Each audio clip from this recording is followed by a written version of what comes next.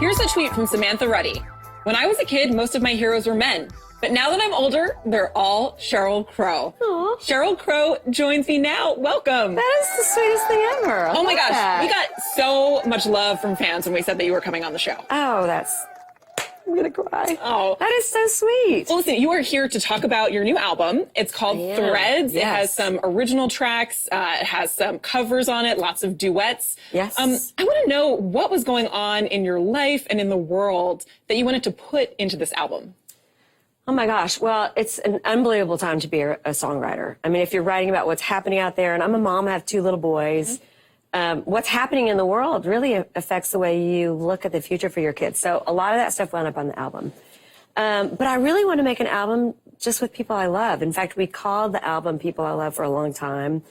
And then when it was all said and done, we realized, wow, this whole album documents all the threads back to my earliest influences, like when I was a little girl, to even looking into the future with young people like Maren Morris and Chris Stapleton and people that are kind of carrying on that singer-songwriter tradition. I mean, talking about some of the people that you love, you got Stevie Nicks, Sting, St. Vincent, even in a previously unreleased track from 2003 with Johnny Cash. I know! Unbelievable! How do you decide who to pair together when you're putting something like this together? It was kind of organic. I mean, the thing with Johnny was just, kind of mystical, to be perfectly honest.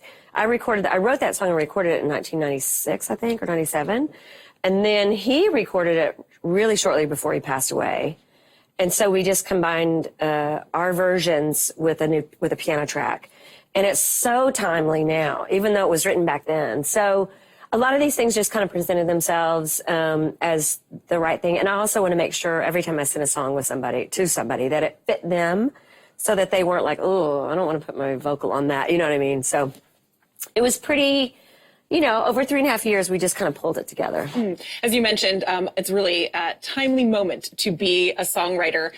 Do you feel like because you have such a platform, like it's necessary for you to speak about various kinds of social issues and political issues? Do you think other artists should be doing that? Well, I think every artist should do exactly what their heart tells them to do. I mean, that's what art is. Art sort of documents who you are at the moment when you're making your art. But for me, because I grew up in the generation of people that wrote songs about what was happening, I love that. I also, because I'm not competing for time at pop radio, I feel like I'm sort of liberated. I can write about the things that matter to me and that I feel I need to write about. So, I mean, hopefully it's fun. It's a fun record. Hopefully there's a lot of hope on it. And some good grooves and stuff. I mean, it's definitely not a down record. You signed on to Big Machine Records for this specific release. Yes. And of course, that label is in the news now because of what's going on with Taylor Swift. Yeah. But I read in an interview that you said Scott Borchetta really compelled you to join the label. Well, so I made this album, and talk about being liberated. I made this album with no record label.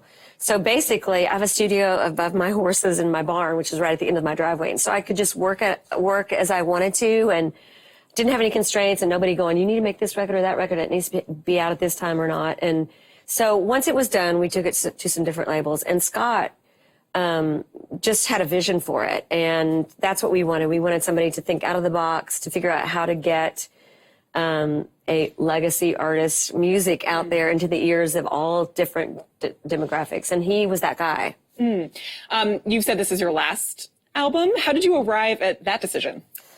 Isn't that just the weirdest thing to think about? Yes, I know. And we can't believe it. I know. What am I going to do with my life? No, I think, the further I got into the record, the more I felt like, wow, how do I follow this up?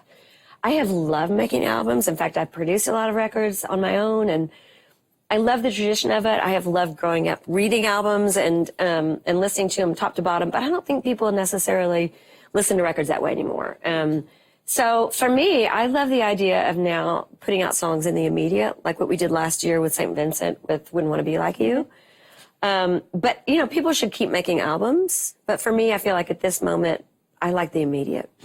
How has your relationship with your music changed over the past couple of decades? Like, I feel like we're madly in love. I got I got a message when I tweeted out that I was doing this. I got a message from someone who was in college saying that they still listen to a lot of your music in the 90s, like if it makes you happy, and on repeat, good. like someone who is a teenager now who maybe grew up with listening to your music vis-a-vis their parents. Yeah, it's really interesting. We played Bonnaroo last year, and I mean, to be perfectly honest, I'm not an insecure person, but I was actually worried if anybody's going to show up.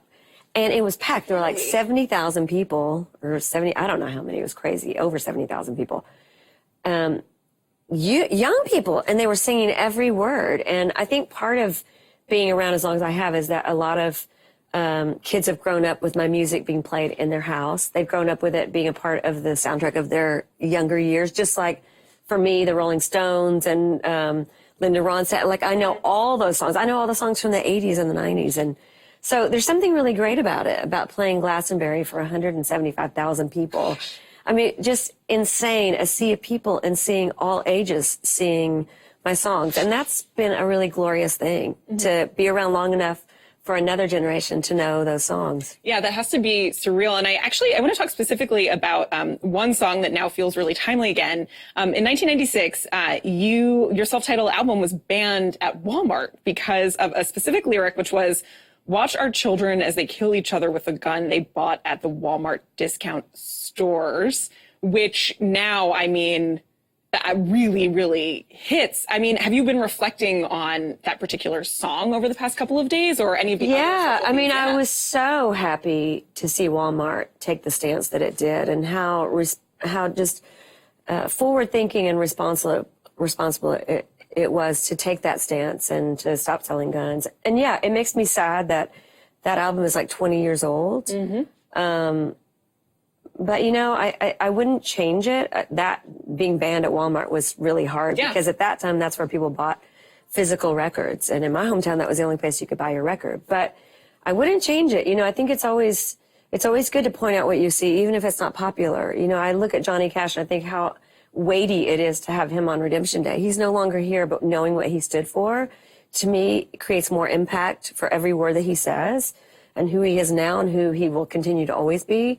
So, I'm glad to see Walmart change. I would love to take total responsibility, but that was a 20-year-old song. At least they've made the stance they have, and I hope other stores that sell guns will take that same stance. Oh, I think I saw that you were involved in Rock the Vote efforts previously in the 90s, right? Do you have any plans? Have you been thinking about 2020 at all? Do you have any plans of getting involved somehow in either, Get Out the Vote efforts? Yeah, we have always. In fact, last year we did a Get Out the Vote, and Maren Morris came and sang with me. In fact, that was one of the first collaborations, and Jason Isbell. And voting to me is so important, no matter what side you're on. And granted, everything is so divisive now. Voting is a glorious right that we have in this country. And I mean, if it were up to me, I would say there should be a day off from everybody from work to give them the opportunity for everybody in this country to vote.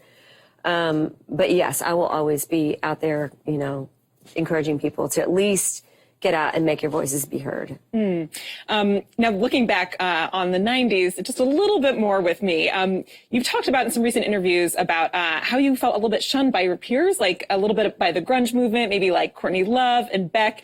Why do you feel like you didn't get the same treatment as they did in music? Some of that's sort of been taken out of context. What was happening when my first record came out was very Seattle-oriented. Kind of like the punk scene was when the New York Dolls and the Ramones and that kind of music came in. It made everything else seem a little uncool, a little dated sounding. When Tuesday Night Music Club record came out, it totally didn't sound like anything else, which was kind of a great thing. But I definitely didn't fit into this, and I didn't fit into that. And I got kind of absorbed into this whole echelon of artists who were my influences, which, I mean, thank God, I got to sit in those early days with the Rolling Stones and Bob Dylan and Willie Nelson and Emmylou Harris and so many people that I've loved and that who are on this record and who I continue to just love and admire. So yeah, it's kind of great. Yeah. I mean, do you ever? I'm not complaining. I mean, no. Do you ever just sit and look back, like almost 3 decades down the line, and you're like, all right, I did pretty good. I feel pretty great. I do. I mean, now I kind of look back and go, oh my God, what? But at the time when you're in that tunnel vision of like, got to be working, got to be producing, got to be doing, just always working. You don't really stop to go, oh my God, I can't believe, I want a Grammy. Yeah, of course. You don't let yourself absorb it or even own it. So now as I'm older and slower, I do stop and smell the roses. I mean, there are roses everywhere. Oh my gosh.